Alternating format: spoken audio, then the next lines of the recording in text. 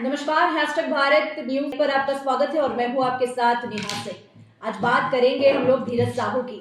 फिलहाल झारखंड हो या फिर देश का भी सबसे बड़ा हॉट टॉपिक है धीरज साहू और उनके ठिकानों से और कितनी पैसे की बरामदगी होगी। फिलहाल सूचना के आधार पर हम कहें तो 350 से अधिक करोड़ रुपए की बरामदगी हो चुकी है। फिलहाल इन तमाम जानकारी के लिए हम अपने सहयोगी को जोड़ेंगे कि और क्या कुछ निकल कर सामने आया है वो अपने दर्शकों को बताएंगे। हमारे साथ हमारे सहयोगी हैं, उनसे हम तमाम जानकारी लेंगे। नैयर, ये बताइए कि लगातार आप पिछले 10 दिनों से, आज 10 दिन हो गया है, आईटी की रेड पड़ी है धीरज साहू के आवास पर। लगातार आप इस खबर पर बने हुए, क्या कुछ निकल कर सामने आया है? देखिए, विगत 10 रोजों से इनकम टैक्स के द्वारा छापेमारी की गई और वो दूसरे दिन से ही पूरे देश की नज़र अब झारखंड पर है, क्योंकि इतनी बड़ी रकम इनकम टैक्स के द्वारा झारखंड में पहली बार रिकवरी की गई है। जो अलमारियों से भरी हुई नोटों की बंडल, जैसे इनकम टैक्स ने विजुअल फोटो देकर बताया है। हालांकि अभी आधिकारिक पुष्टि नहीं हो पाई है कि टोटल कितना पैसा अभी तक से बरामद हुई है, लेकिन लगभग 350 करोड़ से ज्यादा के पैसे की बरामदगी होने की सूचना है और उनके कई ठिकानों पर अभी भी छापेमारी जारी है। जैसे उड़ीसा में भी छापेमारी की गई है, वहां भी जारी है, और रांची के जो काफी उनका जो आलीशान मकान है वहां विगत 6 से 7 रोज में छापेमारी जारी है, लेकिन वहां अभी दस्तावेज खंगाले जा रहे हैं। जो नगद की अगर बात की जाए, जिस तरह लोहरदगा में नगद पैसे बरामदगी हुई है, रांची में उस तरह का देखने को नहीं मिला है। इसको लेकर कहीं ना कहीं इनकम टैक्स के अधिकारी सोच में पड़ गए थे। तब उन्होंने काफी खोजबीन की उस आवास में, और हालांकि जो कागजात है उसे तो वो खंगाल रहे हैं और पैसे की इनपुट आउटपुट सब चीज को वो देख भी रहे हैं, लेकिन कुछ नगद हाथ नहीं मिलने के बाद उन्होंने एक बहुत बड़ा कदम उठाया इनकम टैक्स के अधिकारियों ने, और जियोलॉजिकल सर्विलांस, जो कि जमीन के अंदर 10-15 फीट तक गड़ी हुई चीजों को जो खोजता है, उसकी सहायता ली गई है। तो मेरे ख्याल से झारखंड में इस तरह का इनकम टैक्स के द्वारा तकनीकी सेल, यानी कि हम कह सकते हैं टेक्निकल जो है, टेक्निकल इशू में काम कर रही है इनकम टैक्स के अधिकारी, और रडार जो उनका सर्विलांस है उसके द्वारा उनके आवास के आसपास और उनके जो आवास है उन पर पूरी तरह से फोकस की हुई है। लेकिन जियोलॉजिकल सर्वे ने अभी तक इस बात की पुष्टि नहीं की है कि जमीन के अंदर पैसा दबे होने की या गहने जेवरात है, ये पुष्टि नहीं है, ये देखने वाली बात होगी। लेकिन इतना तय है कि अगर थोड़ा सा भी अगर इनकम टैक्स के अधिकारियों को अगर शक अगर होता है कि इस जमीन के अंदर जियोलॉजिकल सर्विलांस की टीम अगर थोड़ी सी भी अगर हिंट्स देती है कि यहाँ इसे देखा जाए, तो हो सके कि तो इनकम टैक्स के अधिकारी जेसीबी के द्वारा उस चिन्हित जगह की खुदाई कर सकते हैं। अब खुदाई करने के बाद अगर मान लीजिए कुछ अगर निकल जाए, तो ये रांची झारखंड के इतिहास में इस तरह का वाकया पहली बार देखने को मिली है।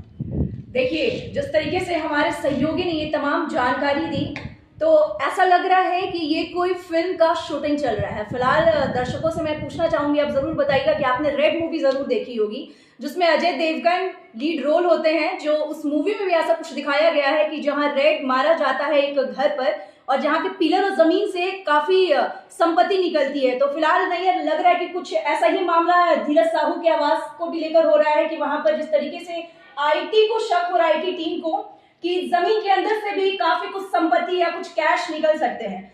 तो आपने रेड मूवी देखी है, मैं आपसे बस पूछना चाहूंगी कि उस तरीके का ऐसा नहीं लग रहा है कि ये कुछ एक फिल्म का शूट चल रहा है? जी बिल्कुल, ये जो एग्जांपल आपने ली बॉलीवुड फिल्म रेड की, तो उसमें भी जिस तरह से हीरो ने एक दिमाग लगाते हुए पिलर को खंगाला, फिर उसके बाद जमीन के अंदर वो छत को खंगाला, तो उसके अंदर कहीं ना कहीं रुपये और जेवरात मिले थे। तो उसी तर्ज पर हम कह सकते हैं कि उसी तर्ज पर इनकम टैक्स के अधिकारी अपनी तकनीकी सेल की मदद ले रहे हैं। जैसा कि मैंने पहले बताया कि जियोलॉजिकल सर्वे जो टीम है वो एक तकनीकी सेल है। वो अगर छुपे हुए, अगर कोई पिलर के अंदर कुछ अगर मेटल्स अगर छुपे हुए हैं, रुपए अगर छुपे हुए हैं, तो वो सर्विलांस की टीम उसे खोज लेगी। लेकिन धीरज साहू के जो लोहरदगा स्थित जो मेन आवास है, वहां भी जियोलॉजिकल सर्विलांस की टीम को लगाया गया, और रांची स्थित जो उनका आवास है, जो काफी महंगा आवास बताया जाता है, आलीशान मकान है, वहाँ भी जियोलॉजिकल सर्विलांस की टीम को लगाया गया। अब देखना यह है कि जो जियोलॉजिकल सर्विलांस की टीम है वो क्या इनपुट देती है इनकम टैक्स को, ये देखने वाली बात होगी। आपने सही कहा कि फिल्म जिस तरह रेड फिल्म में जिस तरह से रेड की गई है, तो इनकम टैक्स एक तरह से हम कह सकते हैं कि एक्शन मोड में है पहली बार झारखंड में, और सबकी निगाहें, पूरे भारतवर्ष की निगाहें अभी धीरज साहू पर है। लेकिन मैं आपको एक बात बताना चाहूंगा, धीरज साहू ये शुरू से ही एक तरह से हम कह सकते हैं, इसका इतिहास अगर देखा जाए तो वो काफी रॉयल फैमिली से आते हैं। अब कहा जाता है कि उस जिस क्षेत्र में वो रहते हैं लोहरदगा, अगर इतिहास अगर हम खंगालते हैं तो उस समय रांची डेवलप नहीं हुआ था, यानी कि रांची जिला नहीं बनी थी, तो उस समय लोहरदगा के अंडर में ही रांची आती थी जी। तो उस समय से वो बहुत बड़े कारोबारी रह चुके हैं, उनके दादा जी। और बहुत सी उनकी कहानी है उनके खानदान के बारे में, और इंडियन पॉलिटिक्स से वो लोग किस तरह जुड़े, बहुत सी ऐसी कहानी है जी। देखिए, हमारे साथ जो हमारे सहयोगी हैं वो आखिर ये कहानियां भी आपको पहुंचाएंगे, आप तक जरूर पहुंचाएंगे। उससे पहले मैं आपको बता दूं कि जिस तरीके से हमें तमाम जानकारी मिली कि धीरज साहू पहले से ही बहुत ही खानदानी रईस फैमिली से हैं, उनका फाइनेंशियल जो भी है बहुत फाइनेंशियली स्ट्रांग है, वो फैमिली बहुत पैसे के मामले में बहुत ही रईस है। लेकिन अब हम आपको बताएंगे कि आखिर धीरज साहू कौन है। फिलहाल ये तो अभी हॉट टॉपिक है, सबको ही पता होगा आखिर कौन है, लेकिन उनका थोड़ा सा इतिहास हम अपने सहयोगी से जानने की कोशिश करेंगे कि आखिर उनका इतिहास कैसा रहा है। जैसे कि मुझे जानकारी है कि पिछले 125 सालों से उनका इतिहास काफी अच्छा रहा है। तो नैयर बताइए कि जिस तरीके से हमें जानकारी मिल रही थी कि धीरज साहू की जो फैमिली है फाइनेंशियली बहुत स्ट्रांग है, खानदानी रईस लोग हैं वो लोग, तो 125 साल से उनका जो कारोबार है, मतलब बाप दादा, वो बढ़ते हुए आ रहा है। तो क्या कुछ जानकारी है इसके बारे में, वो थोड़ा बताइए। देखिए, अभी मेरे इनपुट में यह बात शो कर रहा है कि जो धीरज के साहू के जो पिता थे, अंग्रेज जमाने के समय अंग्रेजों ने उन्हें राय की उपाधि दी थी, राय साहब की उपाधि दी थी। जो उस समय उस दौर में राय साहब की उपाधि बड़े बड़े महाराजों को दिया जाता था अंग्रेजों के द्वारा। तो उस दौर में अंग्रेजों ने उन्हें राय साहब की उपाधि दी। भारत जब आजाद हुआ 1947 में, तो उस समय भी वो कांग्रेस से जुड़े हुए थे, और उनके जो दादा थे वो स्वतंत्रता आंदोलन जो था उसमें भी शामिल हुए थे।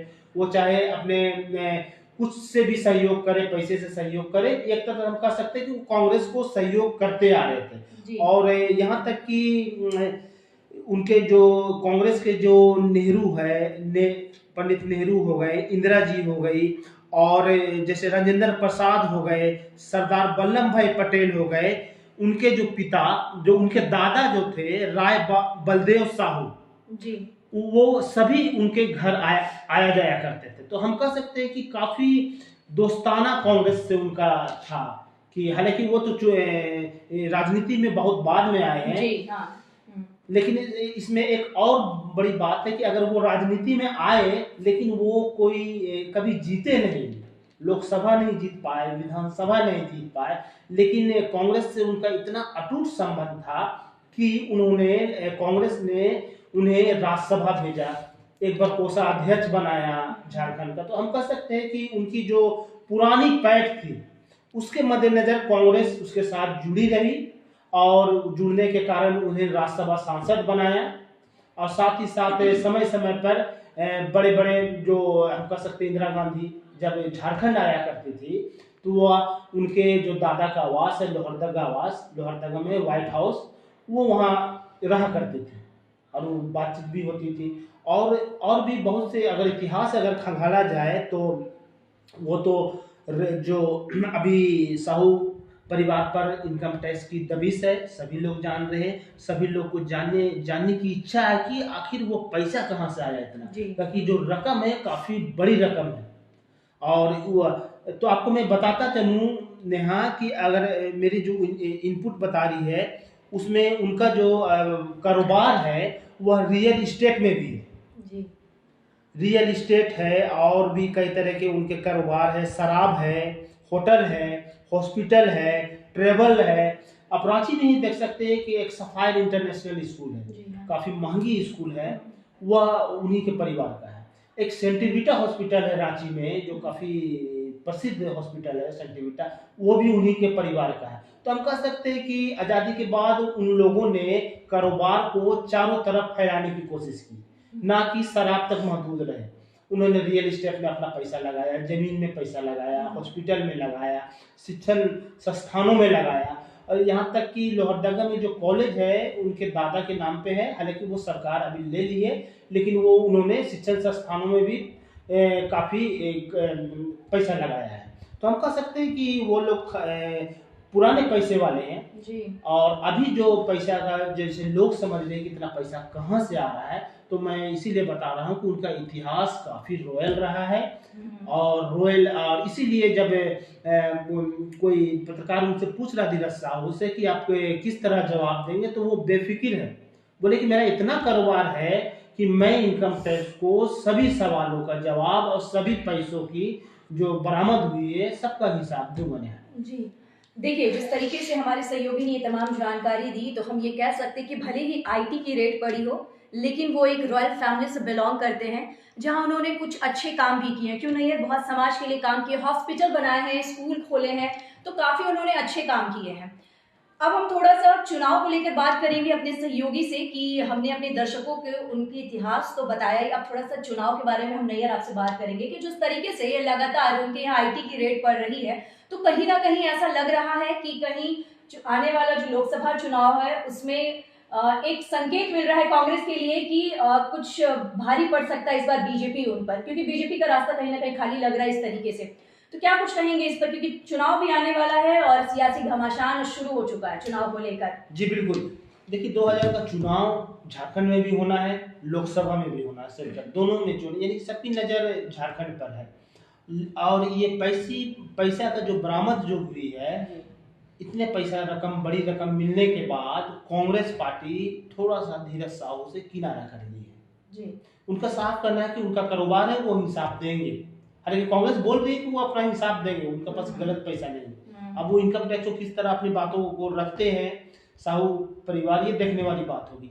लेकिन जब लोगों के बीच यह मैसेज गया कि कांग्रेस के सांसद के पास इतना पैसा, बहुत से लोग हैं कि उनके इतिहास नहीं जानते जी, वो सिर्फ समझ रहे हैं कि नेता है इसीलिए उनके पास इतना पैसा है। तो कहीं ना कहीं इसमें कांग्रेस बैकफुट में दिखती नजर आ रही है, क्योंकि चुनाव आने वाला है, मेन समय में, इन वक्त में इनकम टैक्स का छापा पड़ा है उनकी छवि को धूमिल करने के लिए। मतलब हम कह सकते कांग्रेस को रिस्क नहीं लेना चाहता है। हाँ, कांग्रेस इसमें रिस्क नहीं लेना चाहता, क्योंकि जो जनमत है, जो जन है, वो लोगों को देखती है, बहुत से इतिहास नहीं जानती, जो प्रेजेंट में चल रहा है उसे लेकर चलती है। तो कहीं ना कहीं हम कह सकते हैं झारखंड में इस इनकम टैक्स के छापे के बाद कहीं ना कहीं कांग्रेस बैकफुट में नजर आ रही है।